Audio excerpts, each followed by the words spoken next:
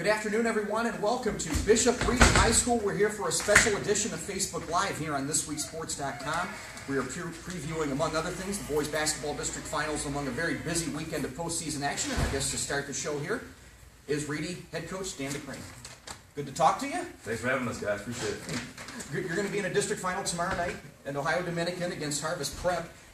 First off, this is the first time, I think, in 4 years that this program has been to a district final. Correct. What's the season been like for you so far to get to this point? Very exciting. It's a bunch of seniors who came together and have led us throughout the year. It's a 21 campaign. First time since 2014 that we've been here. None of them got past the sectional since this year. First time in 16 years we won a league title. We shared that with two other teams in the CCL. Very proud of the group and the program that has been building the last 4 or 5 years here. You guys have a couple really talented guards in Chance Dawson and Brady Thomas. What do you think have been some of the biggest reasons you've been able to take that step forward this year? You know, they're on the floor at the varsity level at a young age because of their ability and talent level, and they've really blossomed the last 2 years. You know, winning combined 34 games so far as juniors and seniors on the varsity floor. They're 4-year varsity guys, and they kind of get it. And anytime you got two guys that can score have scored 1,000 points in their career on the floor and the backcourt at the same time, you're able to do more things, and it really opens up other opportunities for their teammates. Chance, you just mentioned 2,000-point scores. Chance just got his the other night. Jarrod has a story on our website about that. Right. Tell us, when did it happen? And I understand it was pretty special after the game for you, too. Yeah, so we didn't let him know ahead of time. He's not really a point total guy, and going into the Mount Gilead sectional game, he was about 28 away, and we didn't want him to add any added pressure to do that and accomplish that feat. Not that he would, but just to put something else on his plate. So in the third quarter, he did tally his 1,000th point on the layup, and we presented him the game ball, and the kids were looking at me in the locker room like, why does Coach still have the ball in his hands? And then I tossed it to him, and after we were done talking, all the kids got really excited for him. And, special feat, special opportunity. You know, it's a very selective group that's done that here, and he's one of them, and he's done it really in about 3 years too, which is pretty phenomenal. And obviously Brady just got his 1,000th like a few weeks ago too. He did at a very important time in a tournament game, in a league game when we beat Harley here in overtime. He did it on a free throw, so that was big as well. Well, thoughts about the matchup? I mean, you're playing -- ranked team in the state, sure. Undefeated. Yeah, and rightfully so. They're 25-0, extremely talented, have a lot of dynamic players, really well coached. The program has been on the rise the last 5-10 years, as you guys are well aware of, and our kids are really looking forward to the opportunity of playing them. You know, when you get to this point, everyone's good, and including us, and we feel like we're going to have a very confident, prepared group, as will they, and you know, we'll see what we have going against the top team in the state of Ohio.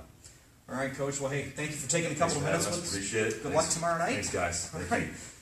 Reedy Coach Dan DeCrane, and I didn't introduce. I'm Dave Purpura. This is Jarrod Ulrey. I usually introduce us right off the top, but I'm excited to get into the show today. That's right. We got an awful lot to get through. We do. There's so much going on this weekend. It's going to be exciting. Yep, and Division III right off the top. You know, with Reedy taking on Harvest Prep. I mean, this has been a division all year, most of the year. 4 of the top 10 ranked teams in the state were right here in this district. Yeah. 2 of them went to one bracket, of course. 2 of them came to the other one here. Just a loaded division and 2 very good district finals tomorrow night. Yeah, and that's including the fact that Wellington is one of the teams that lost. So, yeah, and Academy. Academy is a really good team too.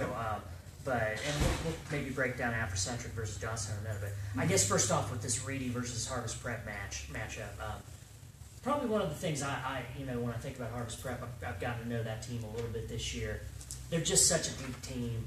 They've got inside players that are good, and of course they've got they added a bunch of transfers at the mid-season of the regular season, so there's not a lot of weaknesses there.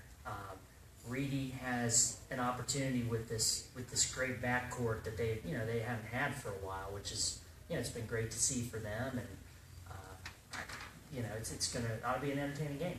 And these 2 go, of course, in 2 different district finals, so they go to 2 different regionals. The other final is second-seeded Afrocentric against number 9, Johnstown. So Johnstown ended up getting out this far. What do you see about the first game tomorrow night?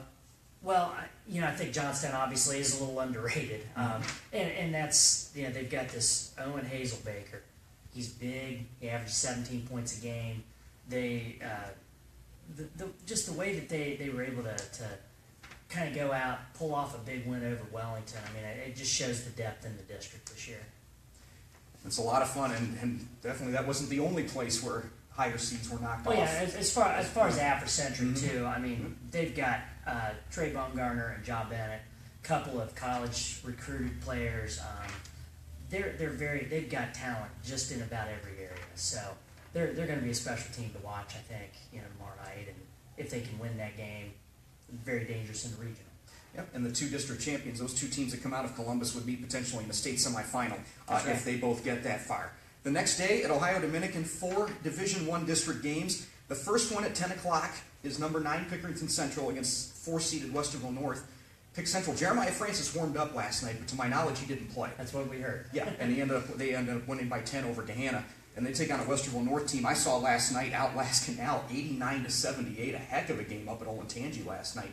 This is one that's going to be that very well could be a track meet. Well, Pickerington Central, you've gotten to know this team really well this year. I mean, they're probably pretty underrated. I mean, when you think about the fact that they continue to get these type of wins. I mean, they swept Gahanna. They beat them 3 times this year. Gahanna is a really good team.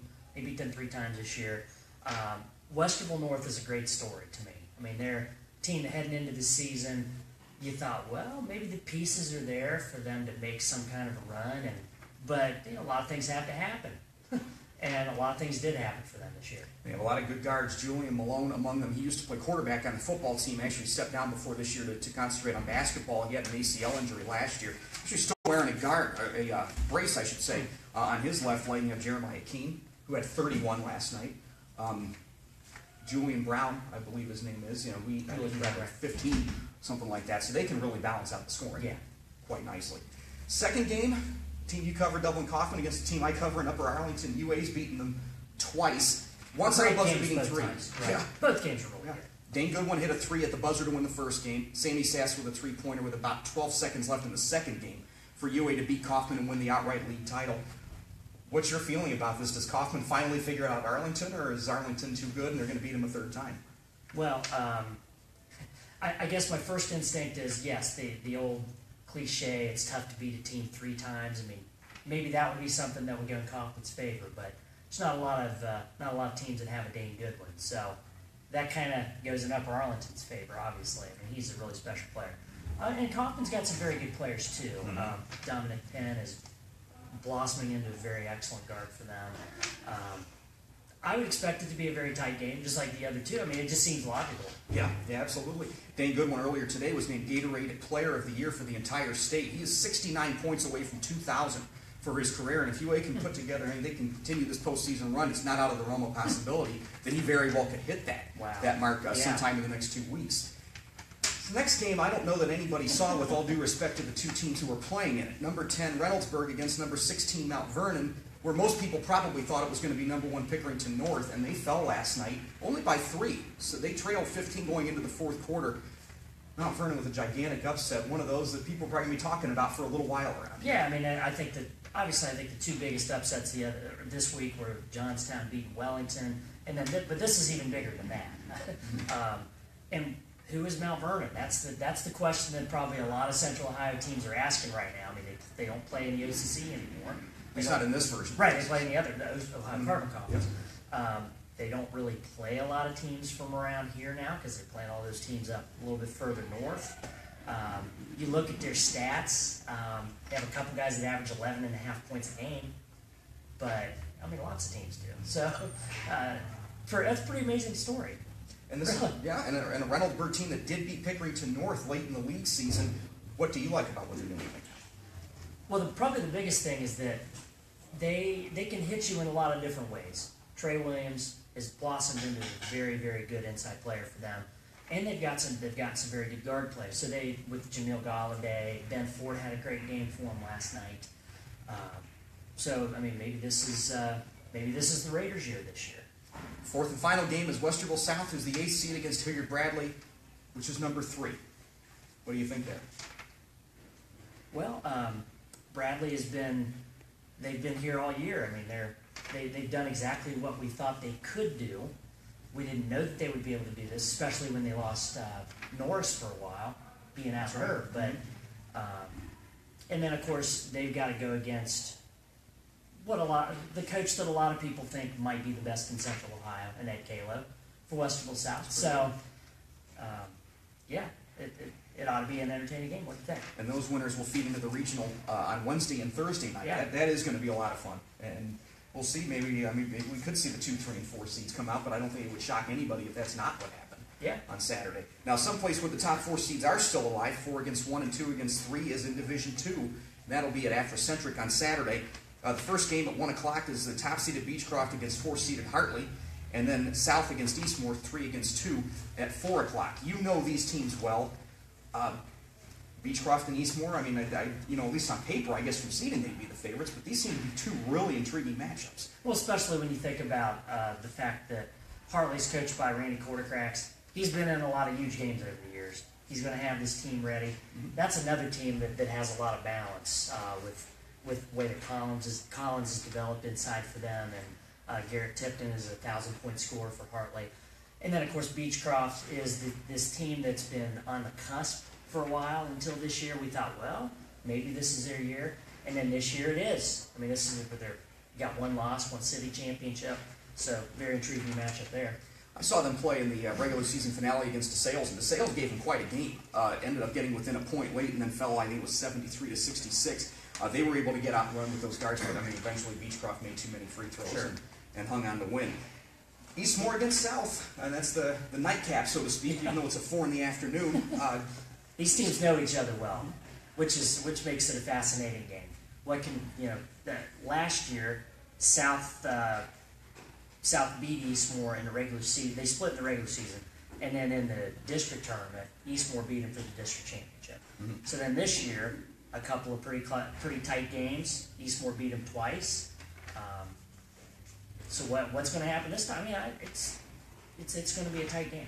One of them goes to the Bowling Green regional, right? Because they're Athens this year. I think that would be the Beechcroft Hartley winner, if I get my teams right. So, and then Eastmoor and South, they go down to the Dayton regional, which is technically it's the Kettering Fairmont. Well, basketball's a lot of what's going on this weekend, but there's plenty others too. Someplace you and I are going to be plenty the next couple of days. The state wrestling tournament. Yeah. Olentangy Liberty, one of those schools that sent some guys in there. Marysville, Lancaster, a little bit out of our coverage area, but they still sent 7 guys to state. Division 1, I know there are some other contenders. Well, how about Jaden Maddox from Central Crossing? Mm-hmm. Maybe this is his year to get a state championship for. Liberty has, I believe they've got 4 state qualifiers. Kaufman's got a couple, and Olentangy has 3. We were talking about this a little bit on email today. Bexley's got a wrestler who's undefeated. It's an exciting time. I mean, if you can make it to that 5:45, between 5:45 and 9:30 on Saturday night, you can sit there and just watch wrestling for 4 hours. I think it's pretty exciting. Just the way that it's staged, it was the Parade of Champions, they call it, and then there's the spotlight that goes down on the mat. It's really neat. I've only been able to watch it a couple times, but it's a really neat atmosphere. The wrestler you referred to is Elliot Clark from Bexley. That's right. He's 43-0 in Division 2, 182 pounds. There's another undefeated wrestler from this area, and that's Daniel Segura from Dublin Side. That's right. Who was 39-0. So Central Ohio certainly has a chance to get some champions this weekend. Hockey, one of your teams that you covered, Dublin Jerome, is going to be in a state semifinal tomorrow against Cleveland St. Ignatius. They get the opportunity to be in the state semifinal against 2-time defending state champion, Cleveland St. Ignatius. Now, does that mean they can't win? No, it doesn't mean that. Anything can happen in these games, and especially because Jerome has a great defense, and they have a very, very good goaltender in Harrison Graff. They can get a hot goalie, and who knows what could happen. They held form, and they were the top seed, and they were the ones who ended up getting out to the state tournament. Girls basketball tomorrow night, Pickerington Central against Westerville South is up at Otterbein. You'll be at that game, right? Yeah, South is in the regional for the first time. Pickerington Central is in a regional final for the first time since 2008. You saw that Pickerington Gahanna game with me, Pickerington Central Gahanna game with me the other night. Central has a lot of weapons, but boy, so does South, and they really jumped out and established control against Newark pretty early in that game. This ought to be an exciting field of athleticism out there. Mm-hmm. And, the way that Madison Green played the other night, man, she's a special player, I'll tell you. 13 of her 19 points were in the last quarter plus 1 second because she made a buzzer beater to start the 4th quarter. Division 3 girls basketball, Afrocentric takes on Berlin Highland in a regional final down at Marietta College. you said, Berlin Highland was probably going to be the team that they ended up meeting at this point, and no disappointments there. Well, Coach McKinney he's been talking about the possibility of this game for a while. Like the last 2 or 3 times I talked to him, he was like, yeah, probably going to have to go up against Berlin Highland, and they're going to be great. And he called them their arch nemesis, I believe is what he called them. And when I talked to him last night, they played 7 times in the past, and Berlin Highland is 4-3 against them. They're probably the only team that has a winning record against Apple-Centric, I would imagine. Well, and that's going back, a decade or more? Yeah, 15 years. Yeah, absolutely. A couple other things we want to mention before we get out of here. There is a Division IV boys district final. That's Fairfield Christian against Tree of Life. And then this weekend as well, a lot of local representation over at Wayne Webb's Columbus. Absolutely. Whitehall, Gahanna, both, and Westerville, Westerville Central. They all have some very good teams out there. Central has both the boys and girls. That's right. I think there. That's right. This weekend. We're going to be busy, and we will have all the updates for you at thisweeksports.com. Enjoy your weekend. For Jarrod, Ulrey, I'm Dave. For so long, everybody.